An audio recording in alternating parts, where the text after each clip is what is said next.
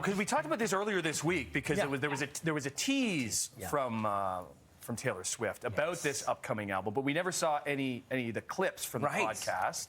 But the podcast came out, I guess, early last night. And the Swifties are loving it, and even non-Swifties are loving it. Taylor Swift broke the internet, basically. Are you just saying that she did, or did she actually? She actually crashed. There were so many people tuning in to watch this podcast.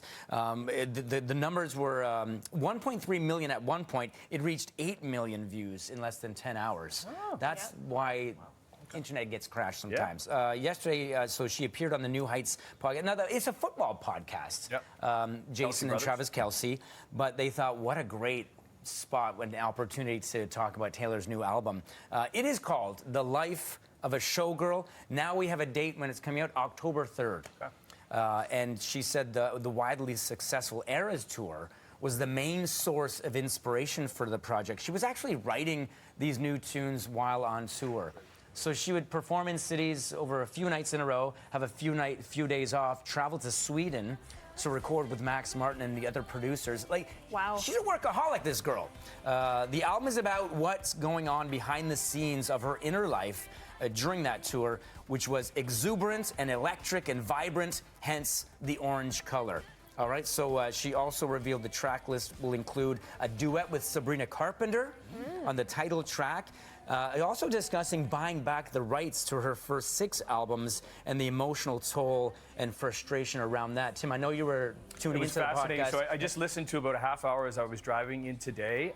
It was really neat because she talked about it for the first time about how important it was for her to buy back these masters. Well, that's her work. That's her life. But I didn't really stand all the masters. Like, these are the original recordings, the original artwork, the original videos. And she does say, like, a lot of artists, they don't care about that. Right. For her, it was everything. It's her possessions. She wanted, and then when the Eras Tour was so successful, she was able to do that. But she had to, send her mom and her brother into the company who had the rights and try to convince them. And she didn't even know if it was going to happen. And when it did, she was very, very emotional. Let's hear from Taylor Swift breaking that down herself. Take a look at this.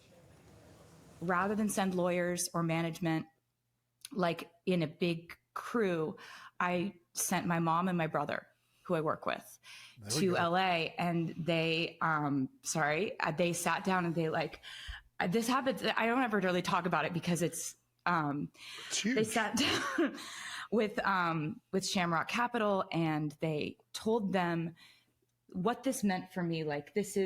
They told them the whole story of all the times we've tried to buy it, all the times it's fallen through. I get a call from my mom, and she's like, you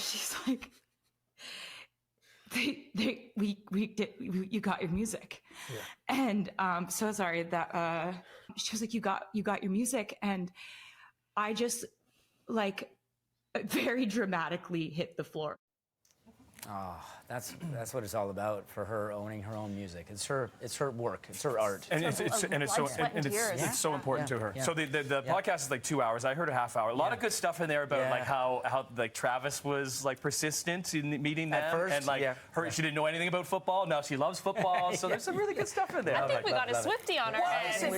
My girls got me into her, listening in the van to it, and now I'm and I like the Kelce boys because I find them entertaining. So I'm probably gonna listen to the rest of it on my way home today. I will too. You've sold me. I'm going to listen to it too. There was some fascinating stuff, even if you're not a If Taylor didn't sell you, Tim sold you. There you go. There we go. The other T.